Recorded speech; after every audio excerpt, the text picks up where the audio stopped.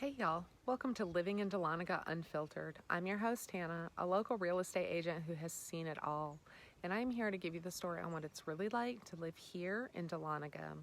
Today we're unpacking the good, the bad, the stupid, and a little personal story about how this little mountain town turned a tried and true city girl like me into a believer.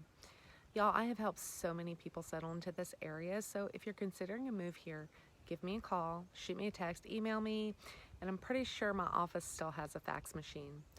I've got you covered, and my contact info is in the description below. Just keep in mind, here in the mountains, cell service is pretty spotty, so if I don't answer, I will get back to you as soon as I'm in range. If you want to know what it's like living here or just love a good small town tale, stick around and hit that subscribe button to get the unfiltered truth about this North Georgia town. And y'all, my own journey here, that is a story in and of itself.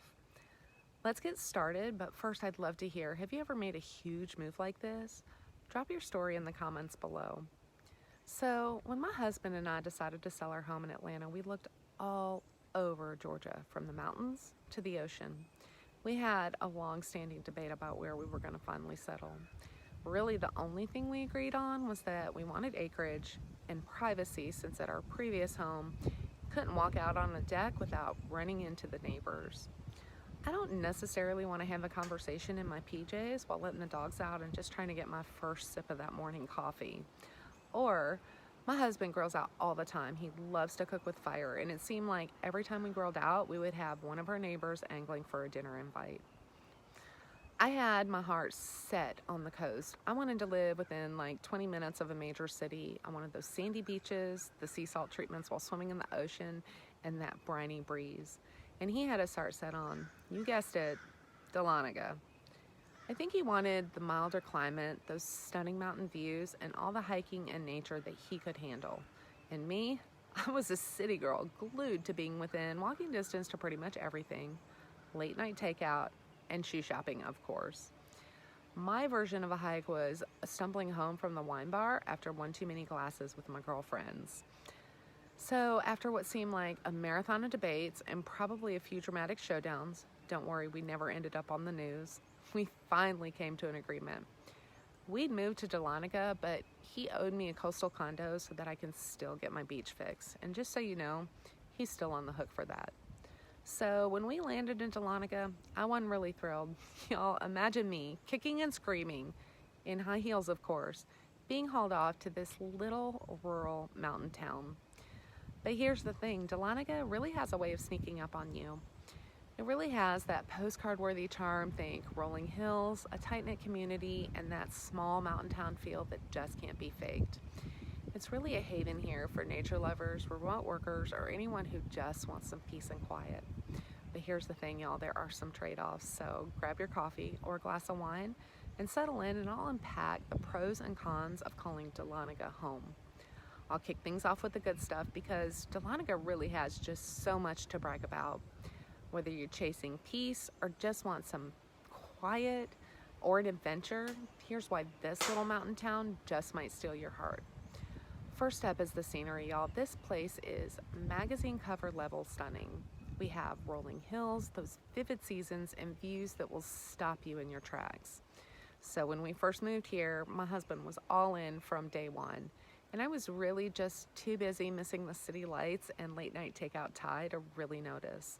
And then he dragged me, yes, still kicking and screaming, on a hike to Amicalola Falls. We took one of the moderate back trails because I'm just not a fan of steps that I can see through, and there's like 700 of them. I was such a mess. I was wheezing and stopping what seemed like every 5 minutes just to catch my breath and cool off. And I swear seniors with walkers were passing me by.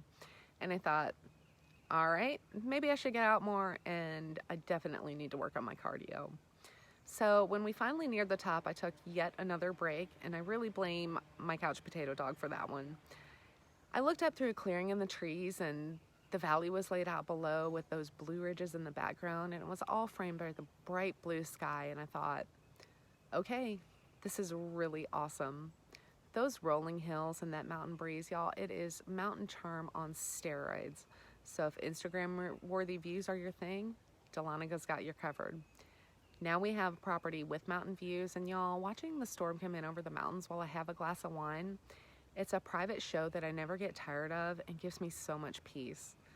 Up next is the outdoor fun. There is always something to do outside, unless you're like me and allergic to fresh air, in which case just take your antihistamines and you'll make it, I promise. We have hiking, fishing. For those lazy days, there's tubing on the Chastity River, horseback riding, carriage rides around the square in the winter, and vineyard hopping, which is my favorite. It is all right here. He, of course, dove in headfirst, dragging me along for the ride. I wasn't really thrilled. My idea of adventure used to be a sail at DSW or Nordstrom's, not yet another stinking mountain trail with yet another waterfall. But those waterfalls and rolling hills and that crisp air really started to grow on me. Now I've got hiking boots next to my heels, and y'all, I love hitting the wineries for a glass of cab with those fabulous vineyard views. It's a feeling that the city just can't get near. Do you have a favorite outdoor activity? Share it below. I could use some inspiration, other than vineyard hopping, of course. Here's a big one, y'all. Dahlonaga's property taxes are straight up highway robbery. Georgia's pretty wallet friendly already, but this area really kicks it up a notch. So we ended up purchasing 2 properties, a beautiful 6-acre property to build our dream home in the future, and a 2-acre property with a large home and a barn. And get this, our property taxes are about half for all that of what they were in Atlanta for a tiny little 1/4-acre lot in a 1,500 square foot home. That's right, we're paying about 50% less for way more land, a larger home, and a barn. The dogs love all the space, the kids get to free range, and it's really the kind of deal that makes me wonder, why didn't I move sooner? We have more space, more house, and way less taxes. It's really ideal for anyone looking to stretch their dollar, and for me, it means more money for coffee, wine, and maybe a new pair of those hiking boots I swear I'd never own. The location here is a huge win too. You're not in the middle of nowhere, even though it can feel like it. Atlanta's about an hour and a half away for that big city fix. Gainesville's probably 45 minutes and has some wonderful restaurants. And Dawsonville's even closer at about 30 minutes. And y'all, Dawsonville is growing like crazy. They have huge growth with department stores, retail chains, and restaurants popping up left and right. So if you need a home goods run or an outlet mall fix, it's a quick drive and really a lifesaver for this former city girl. Dahlonega really has that perfect balance of peace, rural charm, and access to those bigger areas. And y'all, the traffic here is so much lighter than the city most of the time. We have no soul-crushing gridlock, and really our biggest rush hour is when the college lets out and you're downtown, or they're changing classes. If you compare that to Atlanta's rush hours of what seems like 3 until 8, it's a breath of fresh air. And now every time I venture near some of those larger cities during rush hour, I get that traffic feel, and I just want to get back to my foothills. And on that note, I'll flip the coin because no place is perfect, not even here.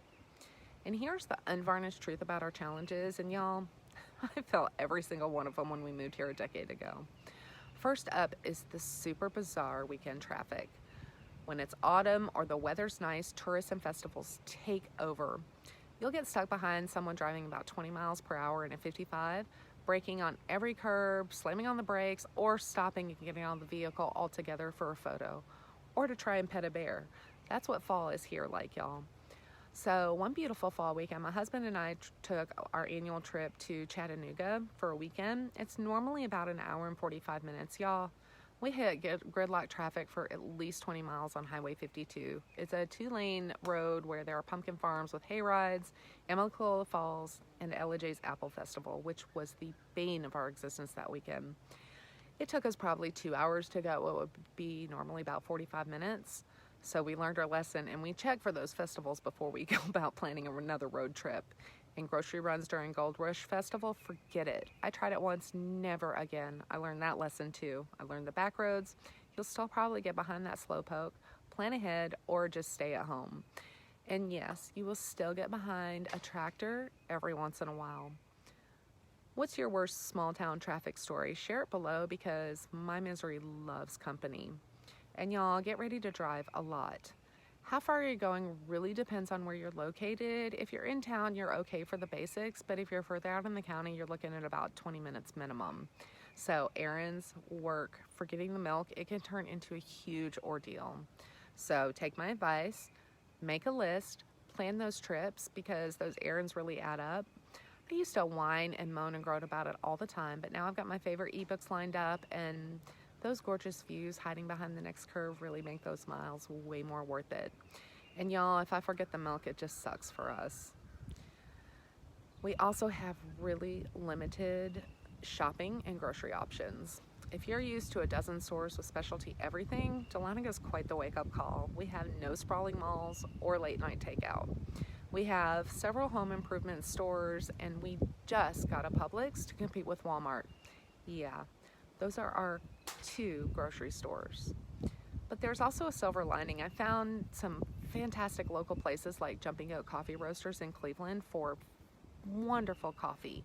Steel Buffalo Butchery, they have farm fresh meat that they actually raise in North Dawson, and the Tomato House here in Dahlonega for those local veggies and rare finds like pecan butter. I bought a jar to try it out and got totally hooked, and then of course my husband tried it and the whole thing vanished, and I was looking all over for my jar of pecan butter. And I asked him, like, where the heck did my pecan butter go? And he's grinned and he said, well, I really like that stuff, and I've been having pecan butter and muscadine jelly sandwiches all week. So now, of course, I have to buy 2 jars just to make it through. That last choice really pushed me to find these local spots, and I do still do my big shopping at the big chain stores, but honestly, I really like those local spots better because I know where our food is coming from. Do you know any great local spots like these? Share them in the comments below. I'd love to know where they are. And y'all, here the internet option sucks, and I mean sucks. We have one option where I am that will remain nameless because I don't want to get sued for $1 billion. I'm from Atlanta. We had fiber. We had so many companies we could choose from, and I really despise this company with the fury of a billion suns. There is no competition, so they don't have to do well. I've had constant rate creep and the worst customer service I have ever experienced. I just don't like them. They have had my appointments just canceled by this company with no notice, because who doesn't just love taking an entire day off for somebody to no show? When we bought our house, we had to wait 2 weeks for this appointment, and then of course they just canceled it and didn't show up. I had to call them. And then we had this weird issue where every time it would rain or the wind would blow, our internet would get like really spotty or go out entirely. They had to come out like 3 times before someone finally fixed the issue. And they kept saying, well, no one else in your neighborhood is having a problem. In my humble opinion, that should have narrowed it down to our property, but you know, what do I know? So finally, the final guy found a cracked cable where it was getting wet and separating when the wind blew. So what the actual heck? Fortunately, there are options coming. This company is finally installing fiber in 2025. We can get effective internet, satellite internet, and some of our areas are getting other options, just not where we are, unfortunately. And then lastly here, y'all, there aren't a lot of corporate jobs. If you're climbing the corporate ladder, remote work's your friend, or get ready for a really long commute, because here, community really trumps PowerPoint. We have a tourist-based economy, and we have a ton of small businesses, and so there are plenty of those jobs. We also have quite a few medical professionals here, especially since we got the new hospital and we have dentist office and medical facilities going up all over. It definitely makes it easy to support those local small businesses, but if you need a big city job, you need to plan accordingly. So there it is, y'all. Dahlonega in a nutshell. Stunning views, outdoor adventures, and peace balanced by that weird traffic, limited shopping, and a really crappy internet. If you have any questions you'd like me to tackle in a future video, put it in the comments. So Dahlonega is not for everyone, but it might be for you. So y'all, how did I go from resisting Dahlonega to loving it? It wasn't instant. Those early days were so rough. No quick runs, no late night takeout. I felt lost and completely out of my element. But those wineries, local finds, and water picnics really shifted my perspective. Maybe it's a slower pace or the feeling of community. It's no more traffic noise, it's birdsong instead. And the stars at night, y'all, still blow me away. That silence and peace is so beautiful. Eventually, I swept my heels for hiking boots, usually, and we really started exploring together. It didn't just become my address here, it changed my perspective. I sure miss the convenience, but y'all, waking up to birds calling with the sunrise chasing that mountain mist away makes it all worth it. And yes, we are growing here. We have more visitors, some new stores, but it's pretty much the same. It's about nature, adventures, and a slower pace, and that tight-knit community. So if you're thinking about moving here, ask yourself, do you want convenience or peace? It took me a time, but Dahlonega did win me over, and y'all, now I can't imagine making my home anywhere else. Dahlonega is not really trying to be everything to everyone. It's really just being its authentic self.